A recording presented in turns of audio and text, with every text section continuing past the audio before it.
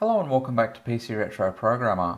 In prior videos on the channel, we wrote some code for drawing lines and circles in CGA Mode 4, and I've been promising to show how to optimize this code to speed it up as a kind of exercise in how to do assembly optimization for the 8088 CPU in general.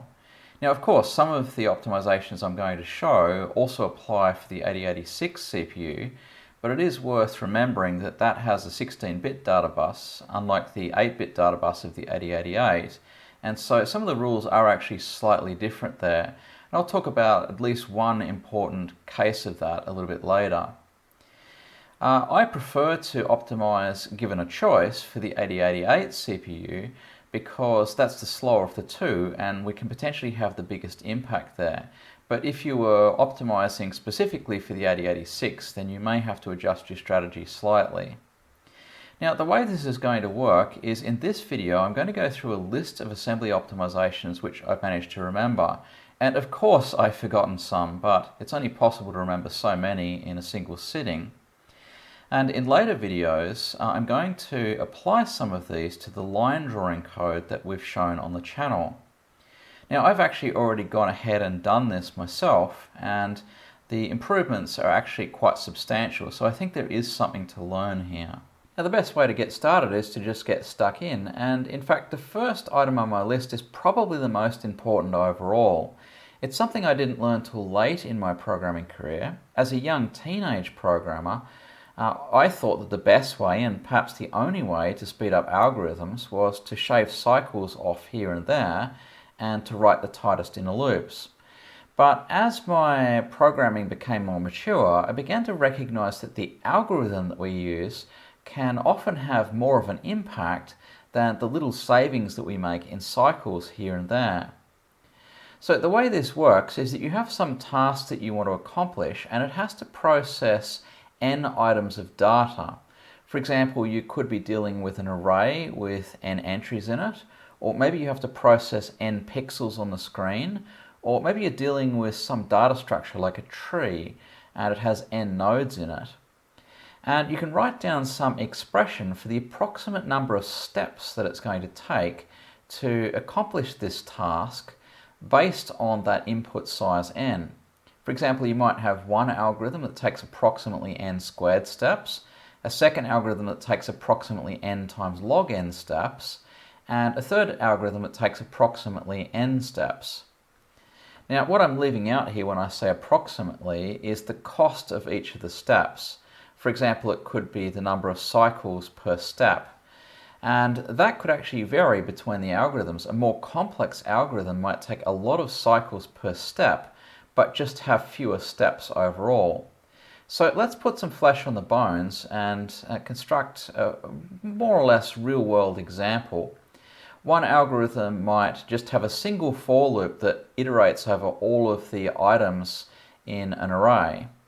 And so it's just going to take approximately n steps. It's just got to deal with each of the entries in the array, and it's just doing one step per entry.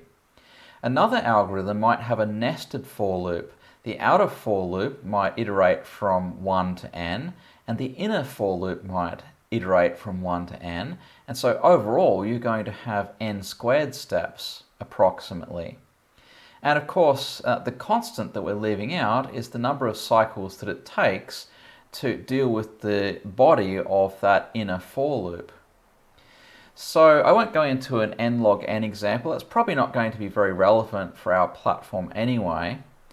But let's pick some explicit constants here. For example, one algorithm might take 3 times n squared cycles, another one might take 7 times n times log n cycles, and a third algorithm might take 20 times n cycles. Now, what's been recognized is that for large enough inputs, only the number of steps really matters. The constants, the number of cycles per step if you like, really becomes irrelevant when n becomes big enough. So let's examine this for some explicit numbers n. For example, suppose we have an input with 1,000 items in it, then 3 times 1,000 squared is 3 million cycles, That's really a lot of cycles. That's going to take quite some time. And the second case, we have 7 times 1,000 times log of 1,000. And just to make the analysis a little bit simpler here, I'm just going to use log to the base 2. It's not how you would normally write that. And it also doesn't matter if you don't know what logarithms are. You can just use a calculator. It turns out that log of 1,000 is about 10 if you use base 2. So this would be 7 times 1,000 times 10, which would be 70,000 cycles. And this is way better than the millions of cycles we had here. And then finally, 20 times 1,000 would be just 20,000, which is better again. And so this is very typical. As the complexity goes down, so long as n is big enough, the number of cycles is going to go down, regardless of what those constants are. Eventually, this algorithm is always going to win for sufficiently large input. Now, of course, we have to be a little bit careful because it could be the other way around if you have very small input. So let's analyze this again with, say, n equals 2. So 3 times 2 squared is just 12. 7 times 2 times log of 2 is 14. So that's actually going to take longer this time. And of course, 20 times 2 is 40. So that's even longer again. So for very small inputs, it's the other way around. And so sometimes the best thing that you can do is for small inputs use one algorithm and for large inputs use another algorithm. Anyway, that's all I'm going to say about algorithmic complexity. From here on in, we're going to focus solely on shaving cycles and, of course, writing the tightest inner loops. The first speed up along these lines I want to discuss is to optimize code inside a loop much more aggressively than code outside a loop. Obviously, the code inside the loop is going to run many more times, as many times as that loop iterates. So a saving of, for example, 4 cycles inside is going to make a much bigger difference overall than a measly 4 cycle saving outside the loop where it only runs once. For example, the leading code or the lead out code to your function. In fact, we often end up trading off cycles inside a loop for cycles outside. It could be perfectly okay to save 4 cycles inside a loop, even if it costs us an additional 50 cycles outside the loop. Now, this needs to be kept in careful check, of course. If we were drawing lines on the screen and our loop was the pixel loop, then it might not be okay to save 4 cycles per pixel if it costs us an additional 50 cycles per line, if those lines are all really short. But if it is an improvement, then there's a few ways that we can usually go about getting that kind of speed up.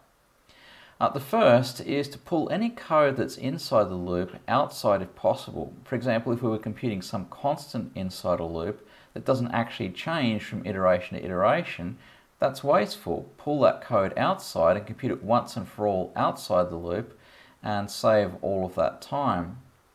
Another improvement along these lines is to load registers and memory values with constants ahead of time before the loop iterates so that everything's in the right place for that loop to run through at the fastest possible speed. Another more advanced technique, which we'll discuss a little later, is self-modifying code. This is where the code outside the loop might actually modify the code inside the loop before it runs, so that it can run as fast as possible. Now, another improvement has to do with nested loops. This is where you have one loop inside another. Use the loop instruction on the innermost loop. The loop instruction is designed to be the fastest way to run a loop, and there are alternatives which are slower. So use the loop instruction on the innermost loop where it's going to make the biggest difference. Another improvement is to sometimes switch loop order. For example, make the outer loop the inner one and the inner one the outer one and change your code accordingly. And sometimes that can actually realize an improvement. Now, another very important trick is to split off any special cases. If 1 or 2 of the iterations in your loop has to be handled specially in a different way to all the other iterations, pull them out as separate blocks of code and deal with those before or after the loop, or maybe even split your loop into shorter loops with that code in between, so that the loops themselves are not bogged down with having to check each iteration whether we're in that special case or not. And the final improvement I want to talk about is very important. It's loop unrolling. This is where you take the code inside a loop, the so-called loop body, and just repeat it a certain number of times, let's say 4, and then reduce the number of loop iterations by a factor of 4 to compensate. We still execute the same block of code the same number of times in total. It's just that we save on loop overhead. The overhead, or the cost of actually administering the loop itself, the iteration counter and so on. We're now only dealing with that code once for every 4 copies of that code instead of every copy of that code. And we can take this to the extreme if we know that a particular loop has to execute a constant number of times.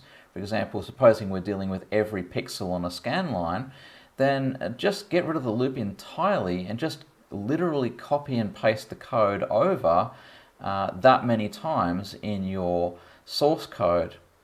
Now, of course, this is going to bloat your binary, and that may be a consideration.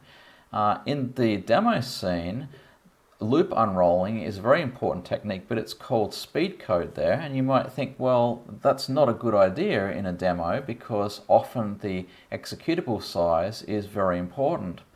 But in a demo, we typically compress the executables using something like an AxiPacker, which uses a compression algorithm, and it recognizes code that's repeated over and over. That's the best case for an AxiPacker.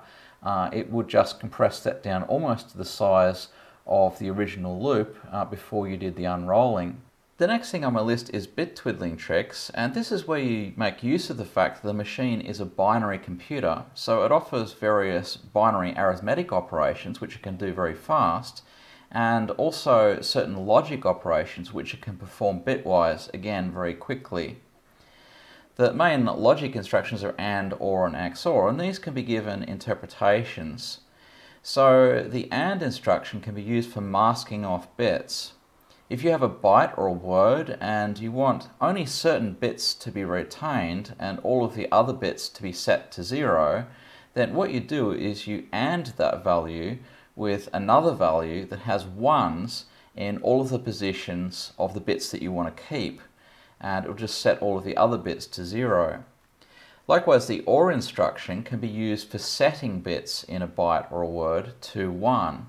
So again, you just set up a value that has 1s in the positions of all the bits that you want to set to a 1, and all the remaining bits will just be left as they are.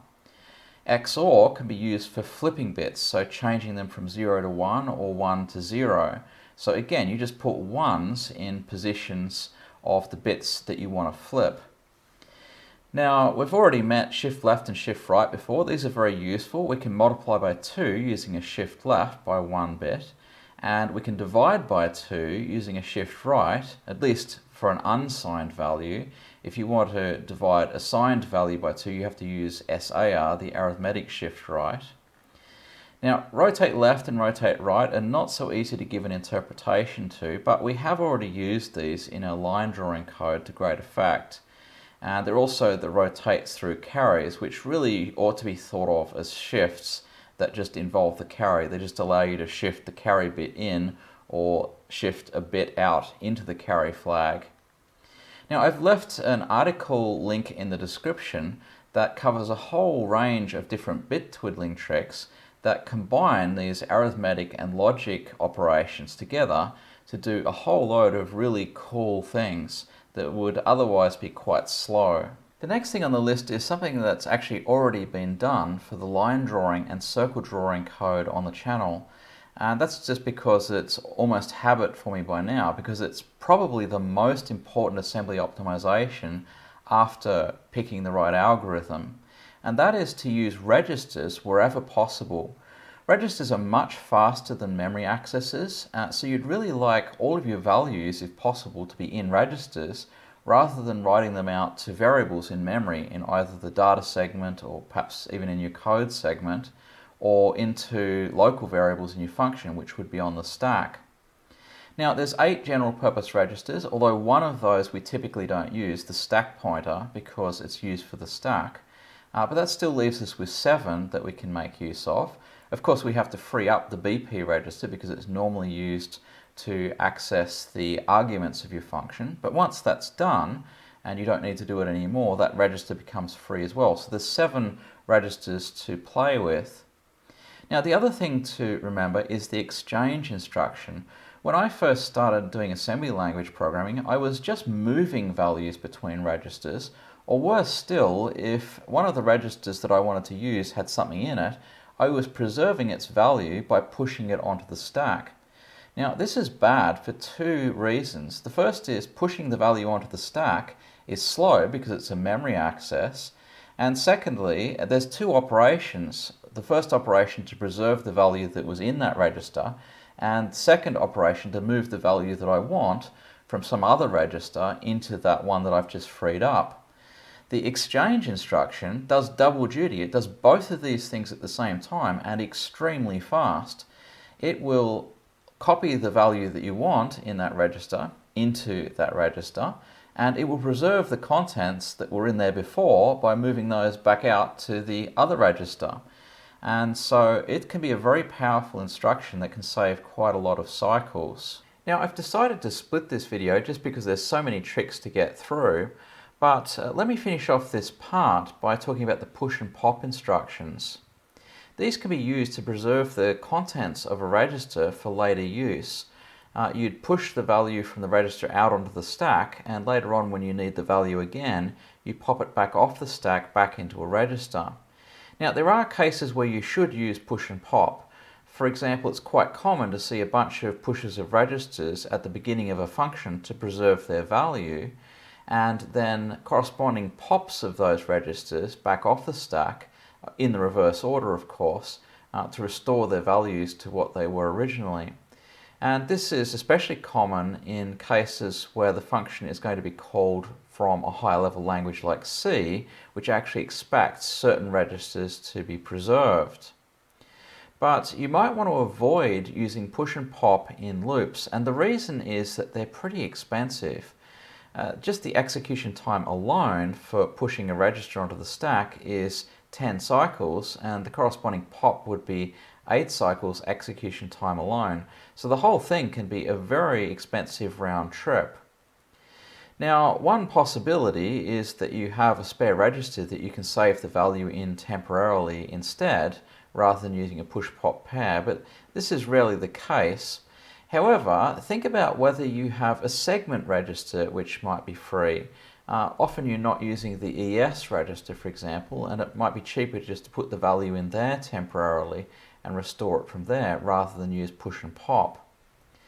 Now, another possibility is that you have a particular value that's only needed in one specific place inside your loop, and it might be sufficient to just read that value every iteration from a variable in memory at that point. Now, this is only going to work if the value doesn't need to be changed. If it's changing from iteration to iteration, obviously you need to save the new value back out into that memory variable. So now you have a read and a write per iteration, which is actually going to be more expensive than a push-pop pair. Technically, the instructions for reading and writing from a fixed variable location in memory is not that much more than a push-pop pair, but the instructions themselves are very long, and so especially on the 8088 that's going to be slower than push and pop, which are very short instructions. Now, another possibility is that the values are not only not changing from iteration to iteration of the loop, but they don't change at all anywhere in your program, and you actually know what those values are in advance before the program even runs. In other words, they're constant. Now, in that particular case, it's actually cheaper to use an immediate value.